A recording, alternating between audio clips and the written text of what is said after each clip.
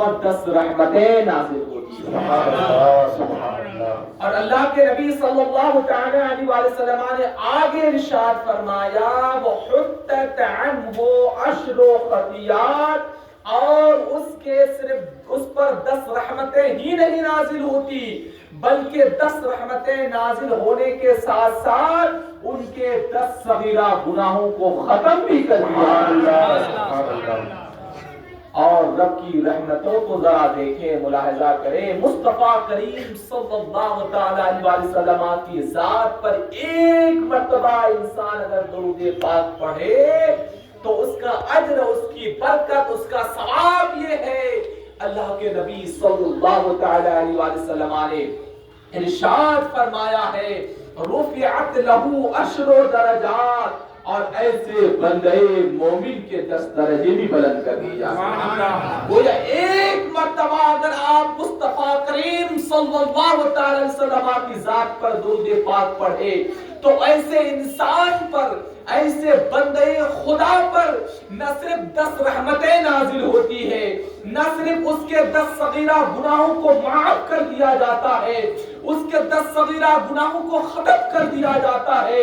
بلکہ اس پر 10 رحمتیں بھی نازل، اس کے 10 صغیرہ گناہوں کو ختم بھی کر دیا جاتا ہے، اور ساتھ ہی ساتھ لوگوں کے درمیان اور آخرت میں اللہ رب العزت اس کے 10 درجات کو بلند بھی کرتا ہے۔ سبحان اللہ، سبحان اللہ۔ ایک مرتبہ نبی رحمت صلی اللہ تعالی علیہ وسلم کی ذات اقدس پر درود پاک پڑھ اللہ صلی علی سیدنا شفیعنا مولانا محمد بارک وسلم صلاۃ و سلام علیک یا رسول اللہ صلی اللہ تعالی علیہ وسلم۔ اپنی موت سے کوئی بشر نہیں، آداب اپنی موت سے کوئی بشر نہیں، سامان 100 برس کا ہے پل کی خبر نہیں۔ انسان کو کب موت آ جائے اسے کچھ پتا نہیں ہے، انہیں کچھ نہیں معلوم کہ کب مرنا ہے۔ اور انسان کی موت و حیات کا معاملہ قرآن پاک میں اللہ رب العزت نے ارشاد فرمایا الذی خلق الموت والحیات لیبلوکم ایکم احسن عملا۔ اللہ نے موت و حیات کو پیدا فرمایا تاکہ تمہاری آزمائش ہو، تاکہ تمہاری جانچ ہو، تاکہ تمہاری پرکھ ہو کہ تم میں سے کس کا عمل سب سے بہتر ہے، تم میں سے کس کا عمل سب سے عمدہ ہے، کس نے دنیا میں رہ کر کے سب سے اچھا کام کیا ہے۔ موت و حیات کی تخلیق، موت و حیات کی پیدائش کی وجہ اور تخلیق کی وجہ ایک تو یہ ہے کہ تمہاری پرکھ ہو، تمہاری جانچ ہو کہ تم نے دنیا میں رہ کر کتنا اچھا کام کیا ہے، دنیا میں رہ کر کتنا عمدہ کام کیا ہے۔ یہ دنیا میں آنے کا مقصد بھی قرآن پاک میں واضح طور پر بیان فرمایا ہے۔ اللہ رب العزت قرآن پاک میں ارشاد فرماتا ہے وَمَا خَلَقْتُ الْجِنَّ وَالْإِنسَ إِلَّا لِيَعْبُدُونَ۔ ہم نے انسان اور جنات کو پیدا کیا تاکہ وہ اللہ کی عبادتیں کرے، اللہ کی ریاضتیں کرے، ان کے دل میں خوف خدا آئے، وہ خشیت ربانی ان کے دل میں آئے۔ اور یاد رکھے جن کے دل میں تقوی ہو، خوف خدا ہو، جن کے دل میں اللہ کا ڈر ہو، جس نے دنیا میں عبادتیں کی، ریاضتیں کی، جس نے اللہ کی حلال کردہ چیزوں پر عمل کیا اور جس نے اللہ کی حرام کردہ چیزوں سے روکے رکھا،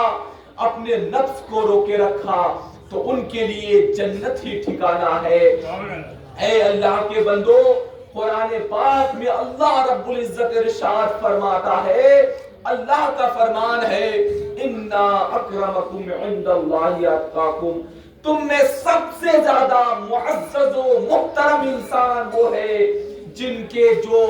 نزدیک، جن کے قلب میں، جن کے دل میں سب سے زیادہ اللہ کا ڈر ہو، جو متقی و پرہیزگار ہو۔ اور متقی و پرہیزگار کون انسان ہوتا ہے؟ متقی انسان وہ ہے جن کے دل میں، جن کے قلب میں اللہ کا ڈر ہو، ہمیشہ جلوت میں بھی ہو، خلوت میں بھی ہو، تب بھی اللہ سے ڈرے، اور لوگوں کے سامنے ہو تب بھی اللہ کا ذکر کرے،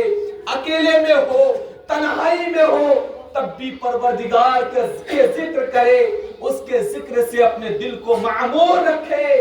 جو اللہ اس کے ذکر اور اللہ رب العزت کی عبادت ریاضت ہمیشہ کرے گا، وہی تم میں سب سے زیادہ معزز و محترم ہے. یہ دنیا کی زندگیاں یہ چند دنوں کی زندگی ہے، یہ فانی ہے، ہمیں لوٹ کے جانا ہے پھر ہمیشہ کی زندگی کی طرف.